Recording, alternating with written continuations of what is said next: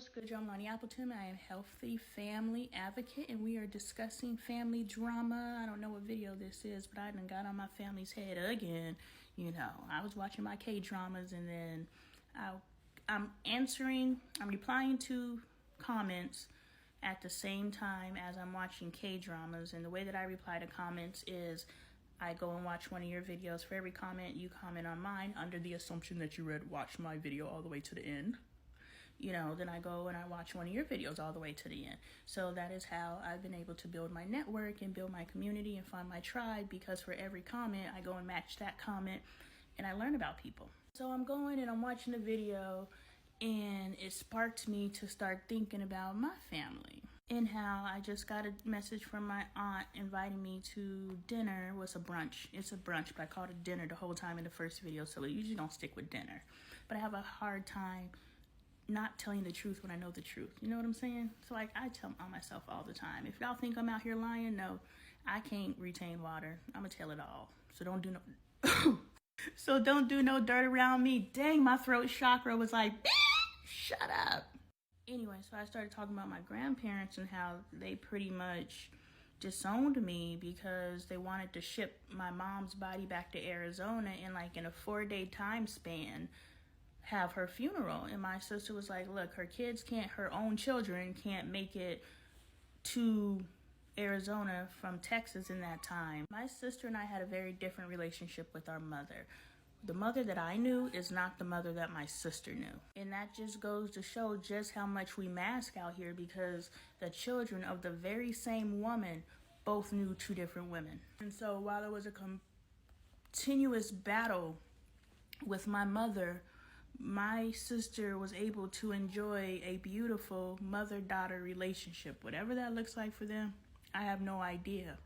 But while I'm over here fighting this woman, literally, physically, verbally fighting this woman, my sister is enjoying a beautiful mother-daughter relationship, grandma relationship, mother-in-law relationship. It's just all the ships over there. Yeah, I'm a little jealous. I need to do some work there. Jealous of a relationship with a dead woman. I asked my daughter for some of my mom's ashes. We don't speak, but I asked.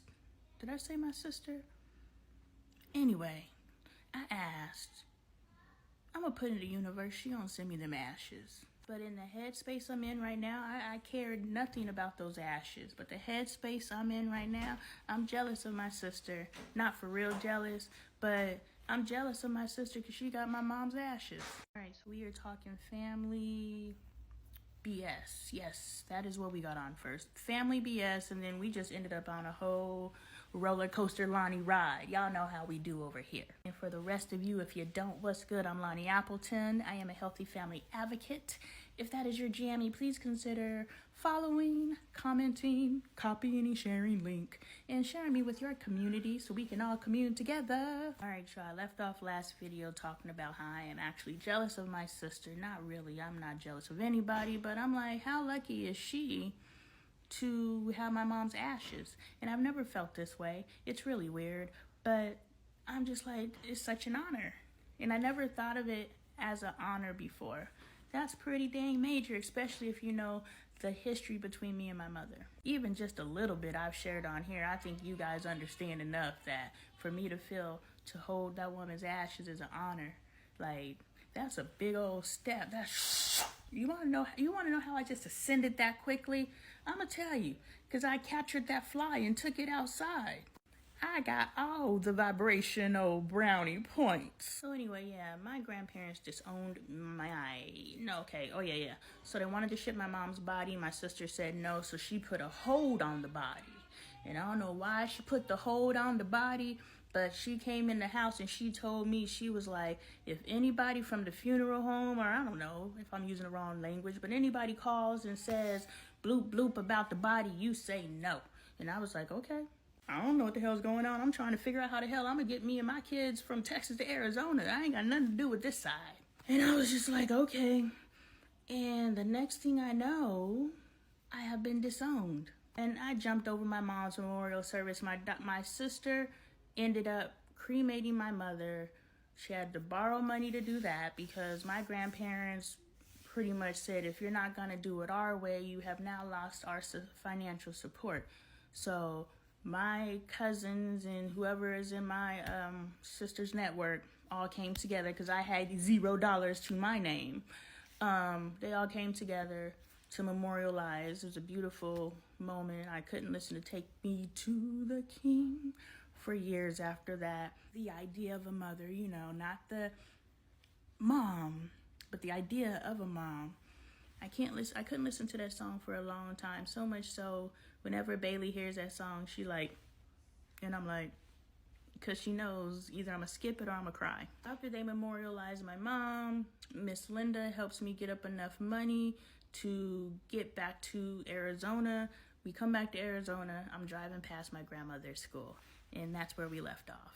All right, so we finally made it to my grandmother's school. What's good, y'all? Lonnie Appleton. I am a healthy family advocate. If that is your jam, please consider following, commenting, sharing link with your community, and joining us with your community. I am talking about family BS and how the last interaction I had with my grandmother is very similar to the last interaction I had with my sister. And I'm sitting here marveling at how someone like me and my sister didn't have a relationship at all. We didn't. We really didn't. Half the time, I don't even remember living with her. Me and my sister have two completely different memories of our childhood. And no, it's not like we knew two different moms because mom shifted her personality. No, she remembers our childhood one way, and I remember our childhood a completely different way, to the point where I don't remember. There was a point in time that we did not live together, and she says that we did. But I remember in Maryland, we had a 3-bedroom, parents in the 1-bedroom. I had the 2nd bedroom, and the 3rd bedroom was my playroom. And I remember it as my playroom because I had shoved clay into the carpet and I got my beat for it. I remember being pissed off because they were like, you got to move all your toys into your room because your sister's moving in. I remember that. Can't nobody tell me different. But she don't remember none of that. So we have two completely different childhoods. So I understand how me and my sister, we are sisters by relation. We are not sisters by relationship. And that's pretty deep. When we stop and we start thinking about building these bonds and these relationships, and you know how we wish we had this or we wish we had that, even though we physically have it. Like, I wish I had a mom, even though I physically got a mom. I wish I have a grandma and she's right up the street. Like, I could walk to her house. I'm not, but I could. So we have all of these relations, but we wish we had relationships. Let's do better about that, y'all. So anyway, I get into my grandmother's school because Angel, hasn't seen her, and I try to visit family. If I'm on the side of the town that the family is on, at the time I lived way east, I try to stop and say, hey, so that I could get my annual visit in because I'm on your side of town. And so I stopped at my grandmother's school because I saw the gate was open, and we go in, and I'm like, Grandma, false enthusiasm, trying to get myself worked up to be excited. Someone who has treated me like shit my whole life, but I'm supposed to be excited to see her because she's my grandma.